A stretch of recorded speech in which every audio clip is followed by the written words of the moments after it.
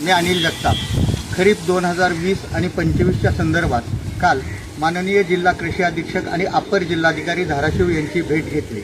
आपल्याला सांगायला आनंद होतो 2020चे जे 134 कोटी रुपये राज्य शासनाकडून आपल्या जिल्हा प्रशासनाला पर्यायाने शेतकऱ्याला मिळणार आहेत ते वाटप करण्याचा निर्णय जिल्हा कृषी अधीक्षक कार्यालयाने घेतला असल्याचे काल चर्चेदरम्यान मला समजले।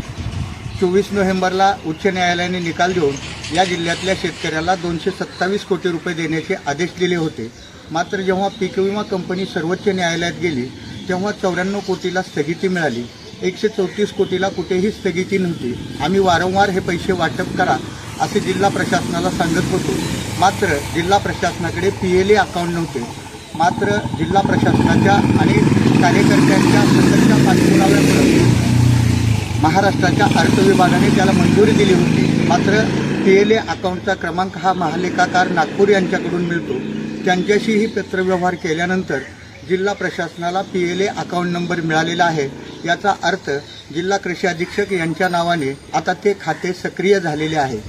जिल्हा प्रशासनाने माननीय जिल्हाधिकारी यांच्या सहीच्या पत्रानिशी कृषी आयुक्त कार्यालय पुणे यांच्याकडे 134 कोटी रुपयाची मागणी केलेली आहे। ते पैसे त्यांच्याकडेच वर्ग आहेत। ते पैसे 4-2 दिवसामध्ये जिल्हा प्रशासनाला प्राप्त झाल्यानंतर खातेदारांना वाटप करण्याचा निर्णय जिल्हा प्रशासनाने घेतला असल्याचे जिल्हा कृषी अधीक्षक श्री मोरे सर यांनी काल मला चर्चेदरम्यान सांगितले। हे पैसे आल्यानंतर साधारणपणे 5,500 ते 6,000 रुपये प्रति हेक्टर धाराशिव जिल्ह्यातल्या शेतकऱ्याला मिळतील। 2025च्या संदर्भात पीक विमा कंपनीनं पीक कापणी प्रयोगावर आक्षेप घेऊन अगोदर जिल्हास्तरीय समिती, राज्यस्तरीय समिती आणि आता केंद्रीय समितीकडे अपील दाखल केलेलं आहे।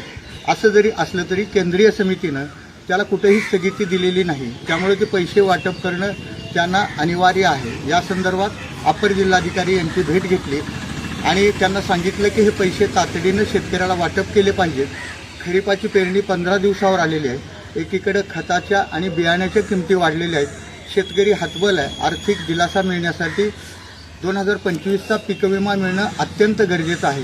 त्यानंतर त्यांनी सांगितलं की ज्या दिवशी आपलं 14 मेला नारंगवाडी येथे रस्ता रोको आंदोलन झालं त्याच दिवशी आम्ही कंपनीला एक पत्र दिलेलं असून तातडीनं पैसे वर्ग करण्याबाबत सूचना दिलेल्या आहेत। मी त्यांच्या नम्रपणे हेही निदर्शनास आणून दिलं की डॉक्टर सचिन ओंबाशे जिल्हाधिकारी असताना 2022चा पीक विम्याचे पैसे द्यायला राज्यस्तरीय समितीचा निकाल असताना देखील कंपनी टाळाटाळ करत होती। त्यावेळेस RRC कारवाई करून त्यांच्याकडून 294 कोटी रुपये आपण मिळवून घेतले होते। जर आपण दिलेल्या पत्राला उत्तर दिला नाही, समाधानकारक प्रतिसाद कंपनीनं नाही दिला तर ती कारवाई देखील करायला आपण मागे पुढे पाहणार नाहोत। डॉक्टर सचिन ओंबाशे साहेबांनी जी काही कार्यपद्धती अवलंबवली होती त्याचा अभ्यास करून ते देखील करू असं ते मला त्यांनी सांगितलं। तसेच हे सर्व पैसे शेतकऱ्याला मिळावं म्हणून आपण सुरुवातीला 5 मेला जिल्हाधिकारी धाराशिव यांच्यासमोर धरणे आंदोलन केले। 14 मेला नारंगवाडी येथे रस्ता रोको केला आणि हे पैसे जर आणखी आठवडाभरामध्ये नाही मिळाले तर मग 2-3 दिवसामध्ये आपण पुढच्या आंदोलनाची तारीख जाहीर करू। पुढचं आंदोलन हे तुळजापूर तालुक्यात रस्ता रोको आंदोलन होईल। ते तीव्र असेल।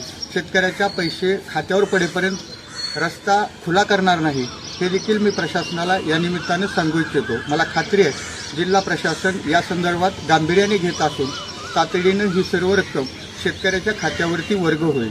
ही सर्व रक्कम शेतकऱ्याच्या खात्यावर वर्ग होईपर्यंत आपला संघर्ष चालूच राहील। यात तुम्ही देखील मोठ्या प्रमाणात साथ दिली पाहिजे ही नम्र विनंती देखील या माध्यमातून करतो आणि थांबतो। नमस्कार। जय